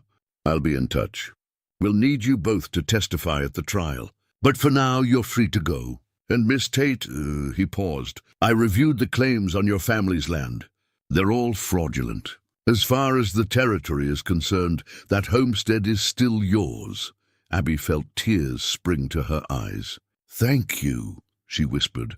After Harrison and his prisoners had left, the families gathered at Martha's boarding house for a meal. It was a celebration, but also a wake, honoring what had been lost, while looking forward to what might be rebuilt. Late in the evening, Abby and Elias slipped away. They walked through the quiet streets of Silver Ridge, hand in hand, neither speaking but both feeling the same thing: relief, exhaustion, and hope. "What now?" Abby finally asked. Elias stopped walking and turned to face her. "Now we go home. Back to the cabin for what's left of winter. And then, when spring comes..." He reached into his pocket and pulled out the beaded bracelet his wife had made, the one he'd shown Abby months ago.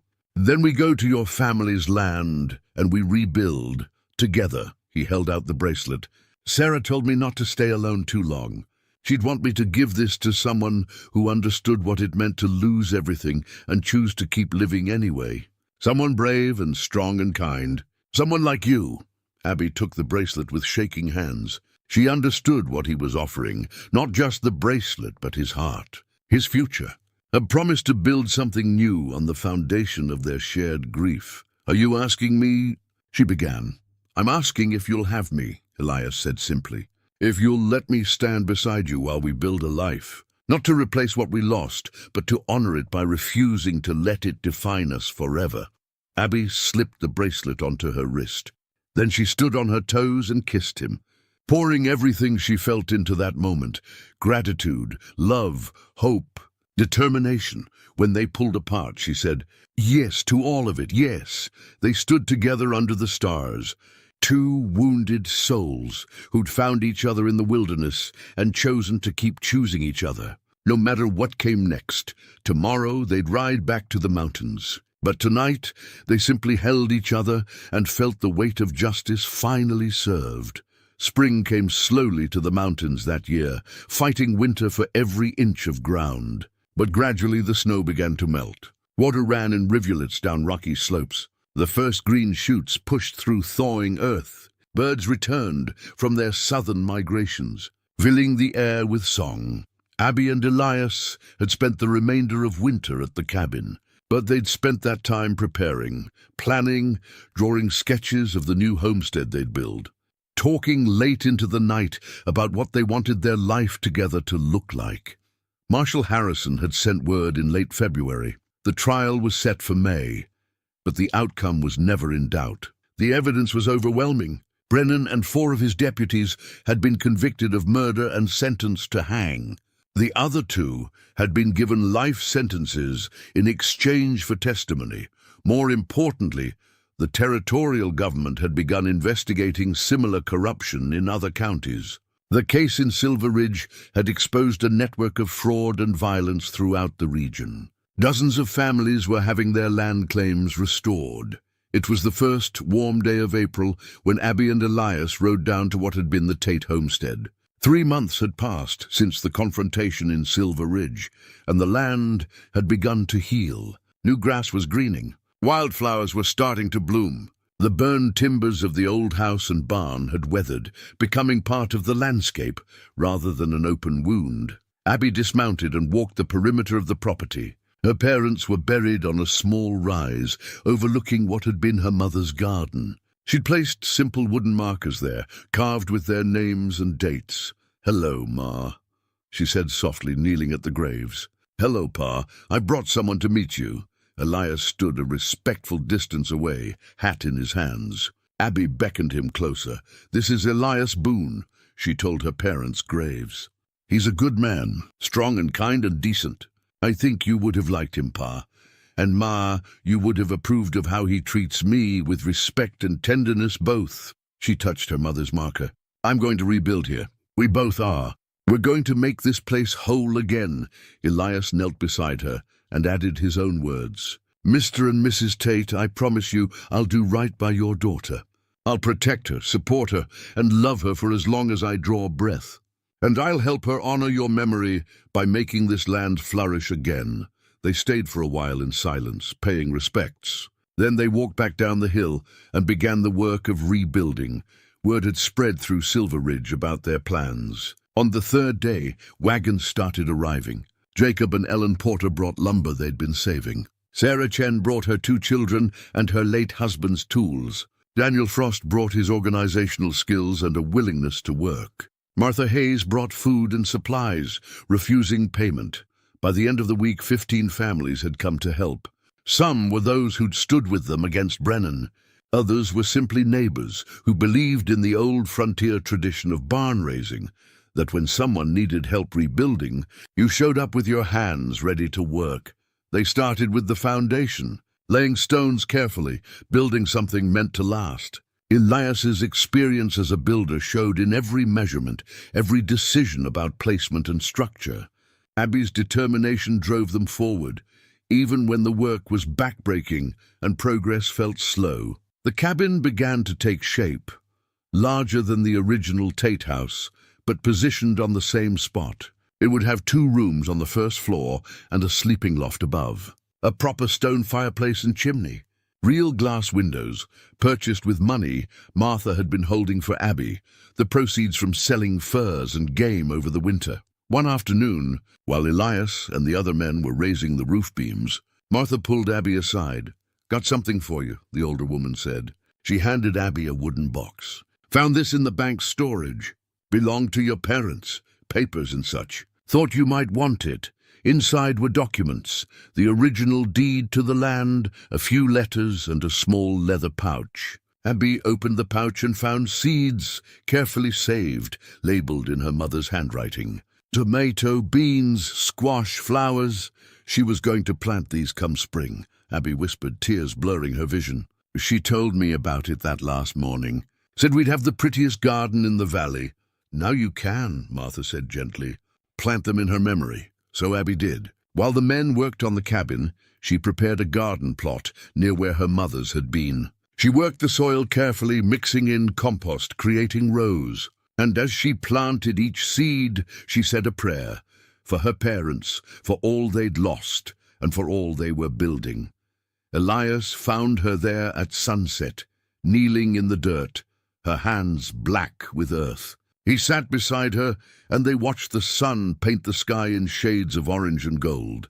"It's going to be beautiful," he said. "It already is," Abby replied. Over the following weeks, the cabin took form.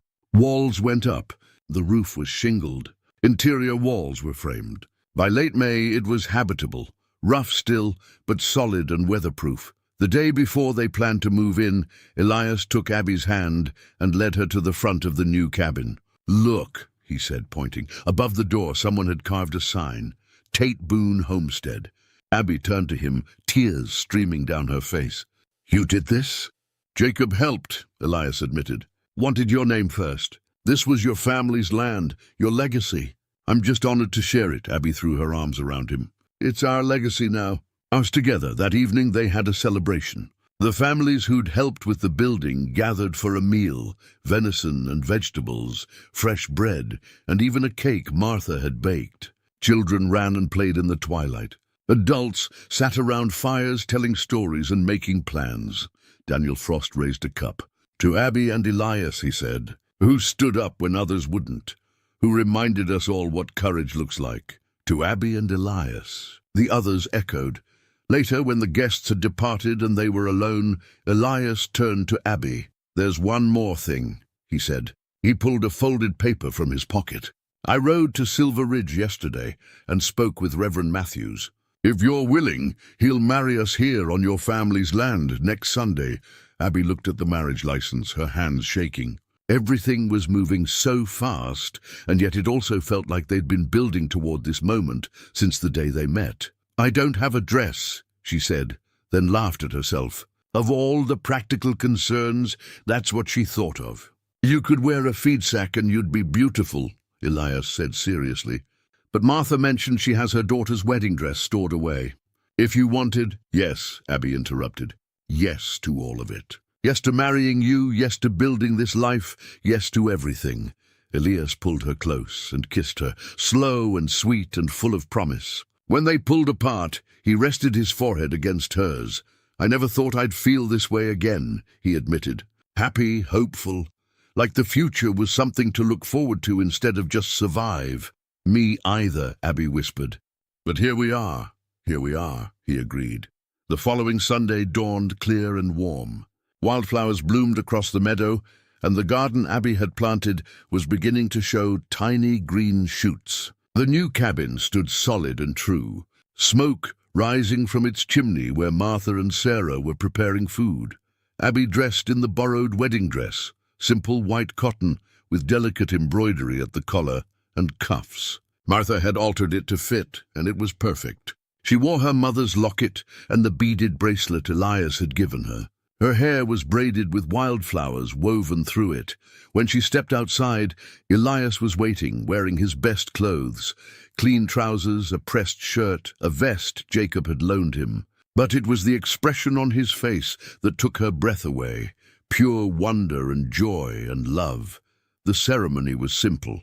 Reverend Matthews spoke about loss and healing, about building new lives from the ashes of old ones. He talked about courage and partnership and love that endures. When it came time for vows, Elias spoke first. "Abby Tate, you are the bravest person I've ever known. You faced a bear for your supper when most folks would have run. You stood up against corruption when it would have been easier to stay silent. You opened your heart to love again when you had every reason to keep it closed." His voice broke slightly.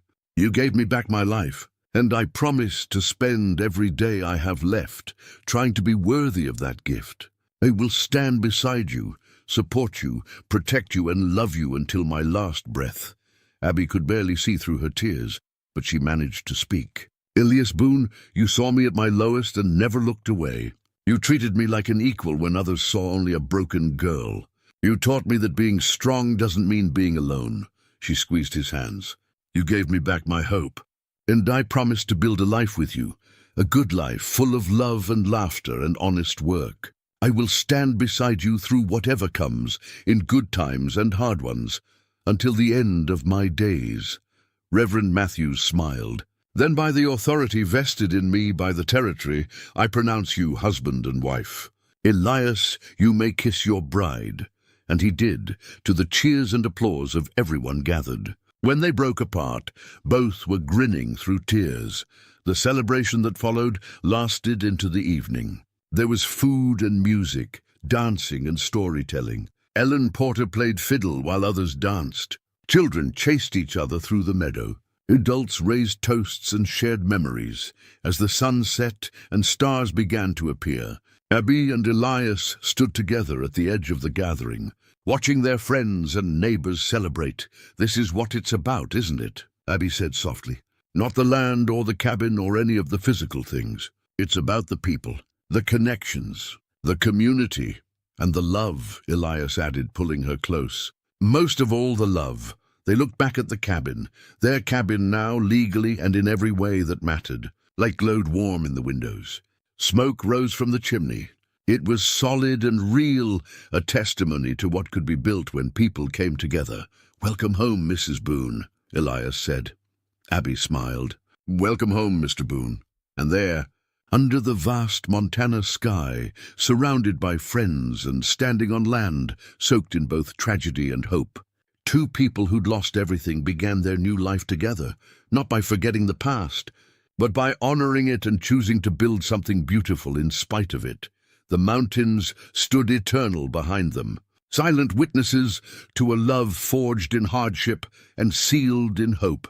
Two wounded souls had found each other in the wilderness. And together they'd found the strength not just to survive, but to truly live. And that, Abby thought as she rested her head against Elias's chest and felt his arms tighten around her, was the greatest victory of all.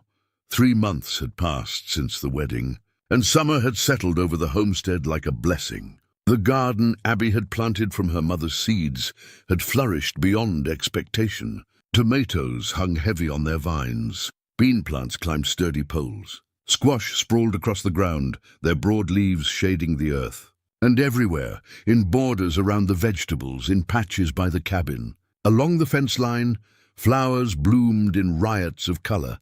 Abby stood in the garden early one morning, watching the sun rise over the eastern mountains. She wore a simple dress, her hair tied back with a ribbon, her hands already dirty from pulling weeds. This time of day was her favorite, when the world was quiet and cool, when dew sparkled on every leaf, when she could think and breathe and simply be. Behind her, the cabin door opened, and Elias emerged, 2 tin cups of coffee in his hands. He'd become accustomed to finding her in the garden these mornings. It was her ritual, her way of connecting with her mother's memory while tending to new life.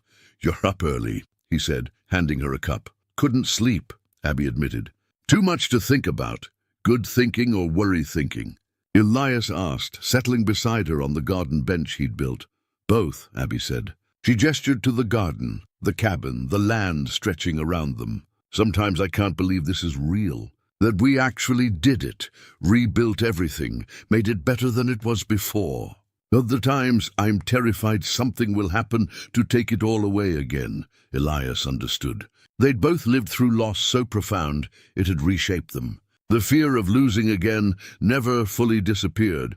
It just became something you learned to live with, like an old injury that ached when storms came. "Nothing's guaranteed," he said honestly. "Bad things can happen to good people. We both know that better than most." He took her hand, threading his fingers through hers. "But we also know we're stronger together than apart. Whatever comes, we'll face it the way we've faced everything else, standing up, not backing down." Abby squeezed his hand, drawing strength from his steady presence. "I love you," she said simply.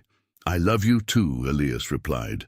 They sat in comfortable silence, drinking their coffee and watching the day begin. In the distance, they could hear cattle lowing, the small herd they'd started building. Closer, chickens clucked and scratched in their coop.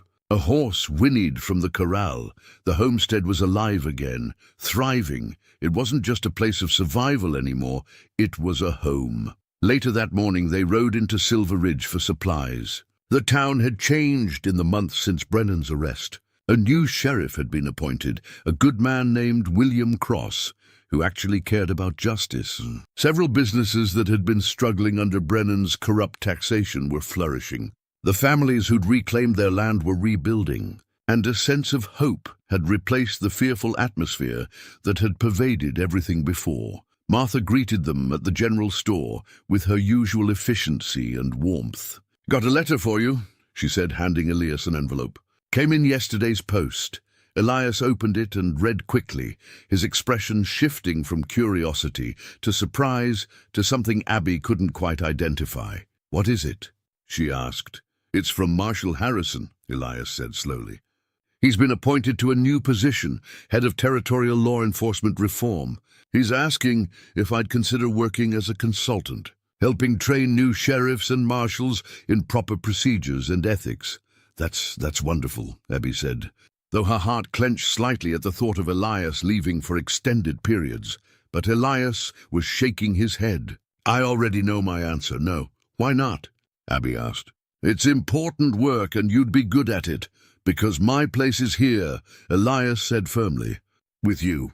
Building our life. I spent 5 years alone in those mountains, and I'm not spending another day away from you unless absolutely necessary." Abby felt warmth flood through her chest. "You could do both," she suggested. "Take on a few assignments, teach some workshops. Come home between them. I'd manage fine on my own. I did before. But you shouldn't have to," Elias countered. "And neither should I."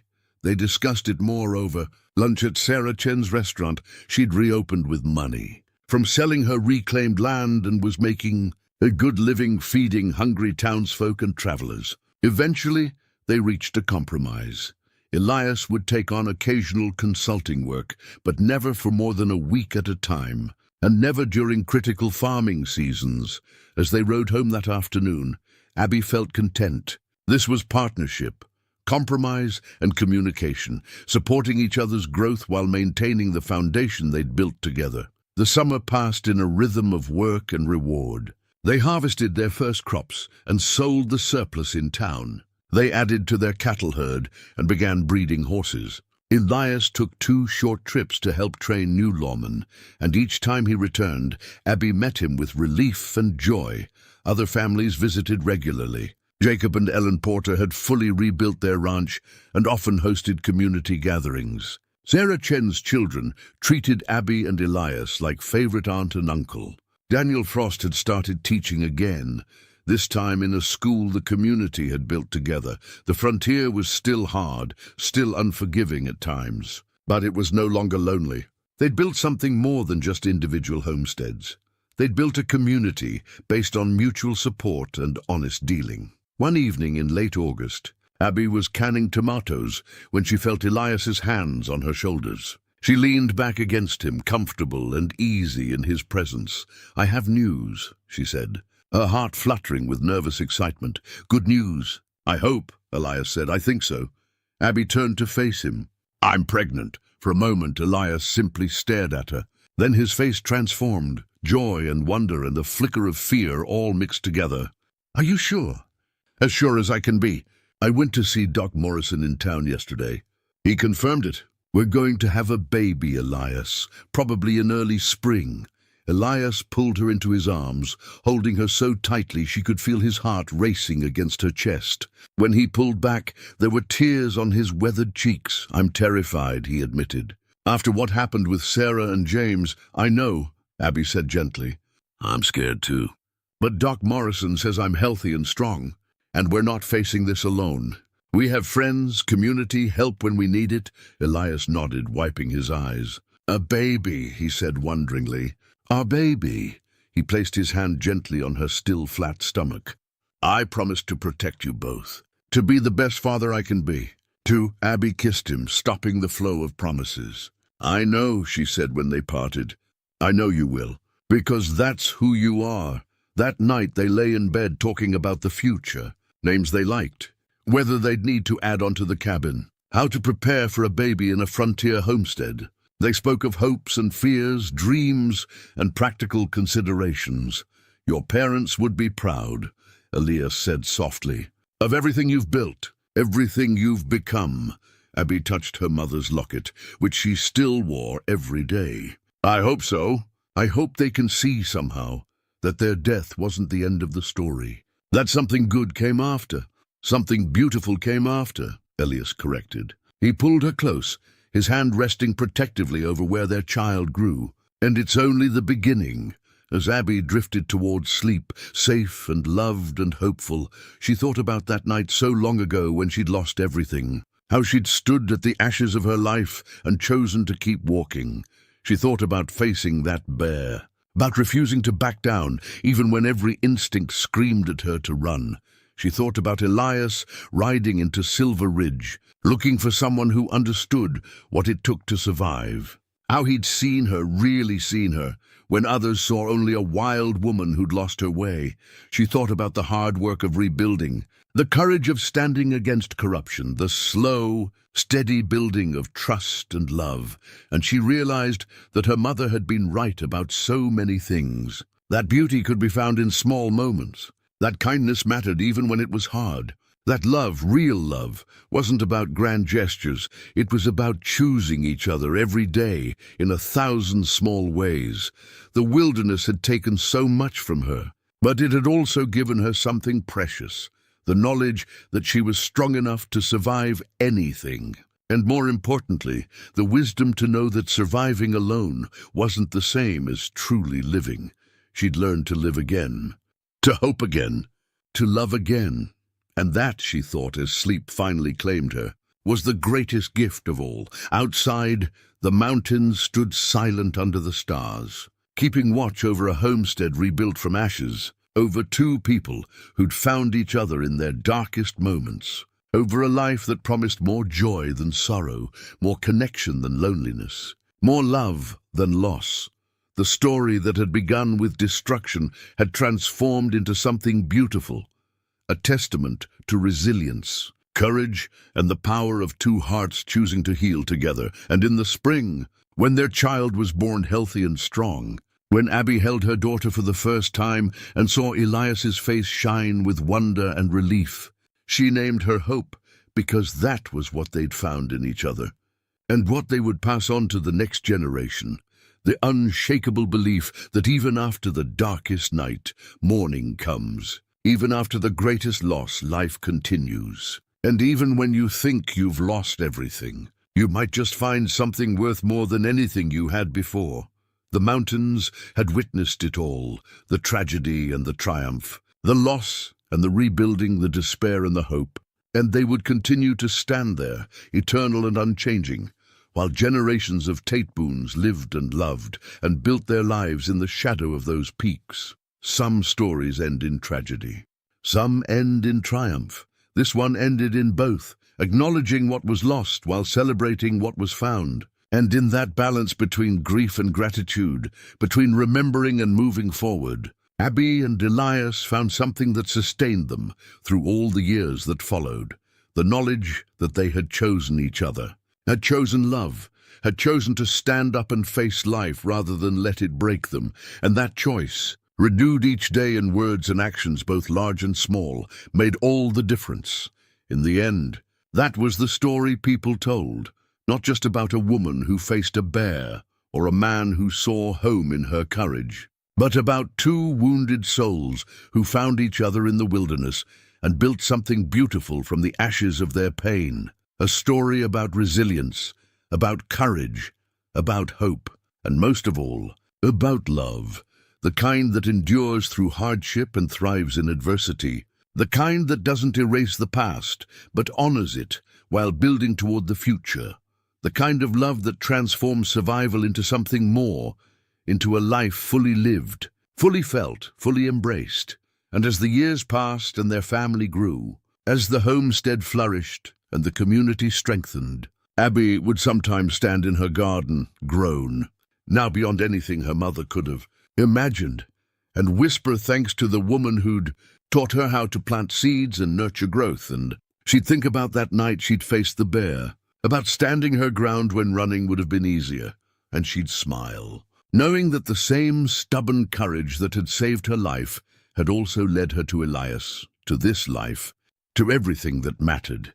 She'd been her kind of woman all along. She just needed someone to see it, and in seeing it, he'd helped her see it too. That was the gift they'd given each other, not rescue but recognition, not salvation but solidarity, not completion but companionship in the truest sense. Two whole people choosing to walk together through whatever came, and that, in the end, was enough. More than enough. It was everything.